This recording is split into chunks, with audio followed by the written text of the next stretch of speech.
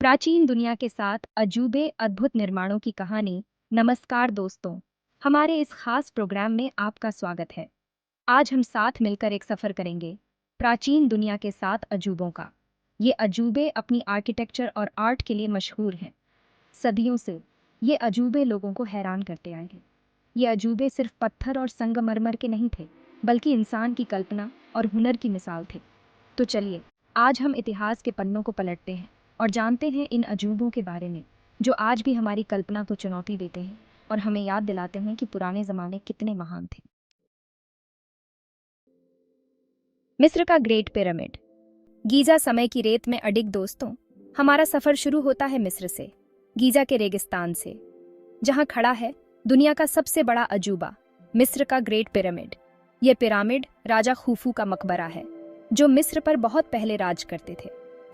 क्या आप सोच सकते हैं दोस्तों, 23 लाख से भी ज्यादा पत्थरों से बने इस पिरामिड को बनाने में कितनी मेहनत लगी होगी। हर पत्थर का वजन लगभग 2.5 टन था और कुछ तो 15 टन से भी ज्यादा भारी थे। लगभग 20 साल तक चले इस काम में लाखों मजदूरों ने दिन रात काम करके यह अद्भुत पिरामिड बनाया। आज भी 4500 साल से भी ज्यादा समय बाद यह पिरामिड हमें हैरान करता है। 147 मीटर ऊंचा, यह सदियों तक दुनिया की सबसे ऊंची इमारत रही। इस पिरामिड के अंदर का नज़ारा भी उतना ही कमाल का है जितना बाहर से। यहाँ आपको संकरे रास्ते, छुपे हुए कमरे और राजा की कब्र दिखेगी, जो पुराने मिस्र के आर्ट और कल्चर की झलक दिखाते हैं। मिस्र का ग्रेट पिरामिड समय की मार को मात देकर आज भी हमें याद दिलाता है कि इंसान क्या क्या कर सकता है। बाबुल के हैंगिंग गार्डन्स, एक हरा भरा स्वर्ग हमारा अगला पड़ाव है। पुराना मेसोपोटामिया, जहाँ कभी था एक हरा भरा स्वर्ग, बाबुल के हैंगिंग गार्डन्स। ये अजूबा दोस्तों अपनी खूबसूरती और शानदार बनावट के लिए मशहूर था। कहते हैं कि राजा नबूकदनेस्सर ने अपनी रानी एमिटिस के लिए ये बाग बनवाए थे, जो अपने देश की हरियाली को बहुत याद करती थीं। बाबुल के हैंगिंग गार्डन्स एक बनावटी पहाड़ी पर बनाए गए थे, जहाँ परत दर परत कई बगीचे थे। इन बगीचों में तरह तरह के पेड़ पौधे, फूल और झाड़ियाँ थीं, जिनकी खुशबू दूर दूर तक जाती थी। पानी ऊपर तक पहुंचाने के लिए नहरों, पहियों और पंपों का इस्तेमाल होता था। इस तरह पानी हमेशा बहता रहता था और बगीचे हमेशा हरे भरे रहते थे। इन बगीचों को दुनिया का 8वां अजूबा भी कहा जाता था। कुछ लोग मानते हैं कि ये बगीचे सचमुच में थे, तो कुछ कहते हैं कि ये सिर्फ कहानियों में थे। बाबुल के हैंगिंग गार्डन्स, चाहे सच हो या कहानी, हमें याद दिलाते हैं कि इंसान प्रकृति से कितना प्यार करता है और क्या क्या बना सकता है। ओलंपिया में ज्यूस की मूर्ति देवताओं के राजा का भव्य स्वरूप, प्राचीन ग्रीस, कला, संस्कृति और ज्ञान का गढ़। यहीं पर था हमारा अगला पड़ाव, ओलंपिया, जहां थी ज्यूस की विशाल मूर्ति, देवताओं के राजा की।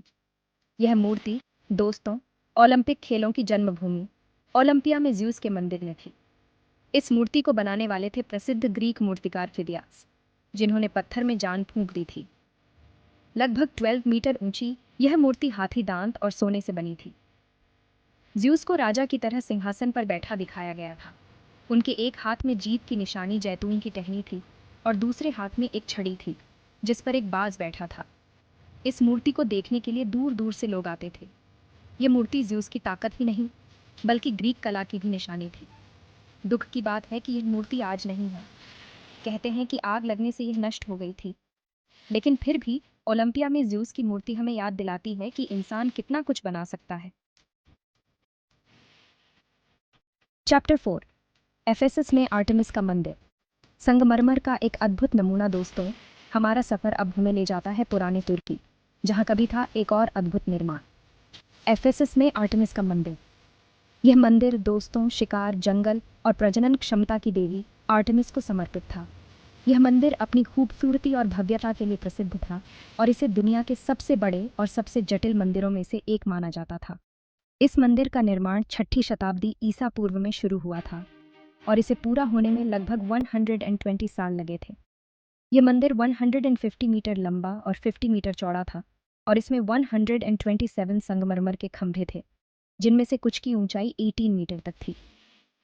इन खंभों पर की गई नक्काशी ग्रीक कला का अद्भुत नमूना पेश करती है। मंदिर के अंदर आर्टेमिस की एक सोने और हाथी दांत से बनी मूर्ति थी, जो अपनी सुंदरता के लिए प्रसिद्ध थी। दुख की बात है कि यह मंदिर 4वीं शताब्दी ईस्वी में एक आग में नष्ट हो गया था। आज इसके केवल खंडहर ही बाकी हैं, जो हमें याद दिलाते हैं इसकी खोई हुई भव्यता की। एफेसस में आर्टेमिस का मंदिर भले ही आज खंडहर में तब्दील हो चुका है, लेकिन यह आज भी हमें याद दिलाता है कि इंसान में कितनी श्रद्धा और रचनात्मकता होती है।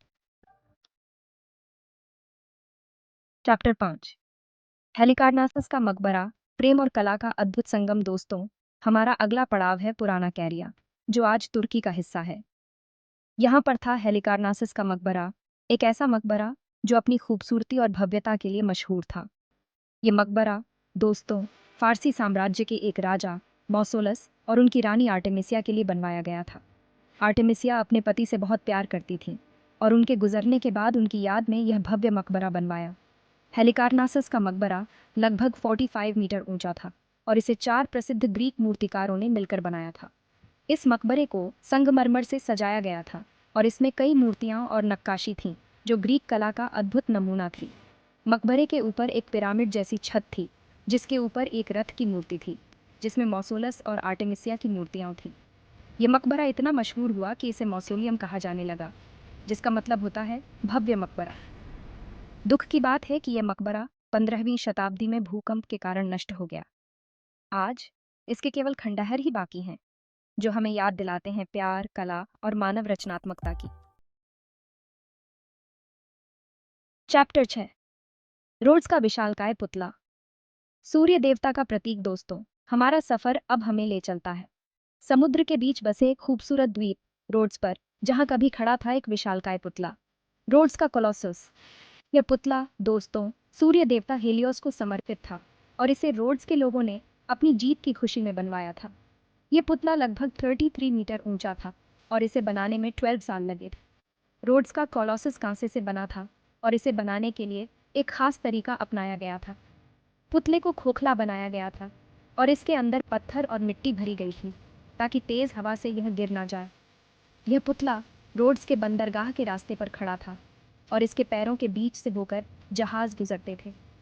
यह पुतला अपनी भव्यता और ऊंचाई के लिए इतना मशहूर था कि इसे दुनिया का 7वां अजूबा कहा जाता था। दुख की बात है कि यह पुतला ज्यादा दिनों तक नहीं टिक सका। 56 साल बाद एक भूकंप ने इसे गिरा दिया। रोड्स का कोलोसस भले ही आज मौजूद नहीं है, लेकिन यह आज भी हमें याद दिलाता है कि इंसान कितना कुछ कर सकता है। चैप्टर 7, अलेक्जेंड्रिया का प्रकाश स्तंभ, ज्ञान की रोशनी। दोस्तों, हमारा आखिरी पड़ाव है मिस्र का एक और ऐतिहासिक शहर, अलेक्जेंड्रिया, जहां कभी खड़ा था एक और अद्भुत निर्माण, अलेक्जेंड्रिया का प्रकाश स्तंभ। यह प्रकाश स्तंभ, दोस्तों, न सिर्फ जहाजों के लिए रास्ता दिखाता था, बल्कि ज्ञान और प्रगति का प्रतीक भी था। यह प्रकाश स्तंभ लगभग 137 मीटर ऊंचा था और इसे बनाने में 20 साल लगे थे। अलेक्जेंड्रिया का प्रकाश स्तंभ 3 मंजिला था। सबसे नीचे की मंजिल चौकोर थी, बीच वाली अष्टकोणीय और सबसे ऊपर वाली गोल। सबसे ऊपर की मंजिल पर एक बड़ा सा शीशा लगा था, जो रात में दूर से ही जहाजों को दिखाई देता था। इस प्रकाश स्तंभ को बनाने वाले का नाम था सोस्ट्रेट्स। यह प्रकाश स्तंभ लगभग 1500 साल तक रहा, लेकिन 14वीं शताब्दी में आए भूकंपों ने इसे बहुत नुकसान पहुंचाया। अलेक्जेंड्रिया का प्रकाश स्तंभ भले ही आज मौजूद नहीं है, लेकिन यह आज भी हमें याद दिलाता है कि इंसान के पास कितना ज्ञान, कौशल और रचनात्मकता होती है। चैप्टर 8, प्राचीन विश्व के 7 अजूबे, एक अमिट विरासत। तो दोस्तों, यह था हमारा सफर प्राचीन विश्व के 7 अजूबों का, जो आज भी अपनी भव्यता और गौरव के लिए याद किए जाते हैं। प्राचीन विश्व के 7 अजूबे अपनी वास्तुकला और कला के लिए जाने जाते हैं, लेकिन केवल मिस्र का ग्रेट पिरामिड ही आज भी है। बाकी अजूबे भले ही अब नहीं हैं, लेकिन कहानियों और चित्रों के जरिए आज भी हमारी कल्पना को बढ़ावा देते हैं। धन्यवाद।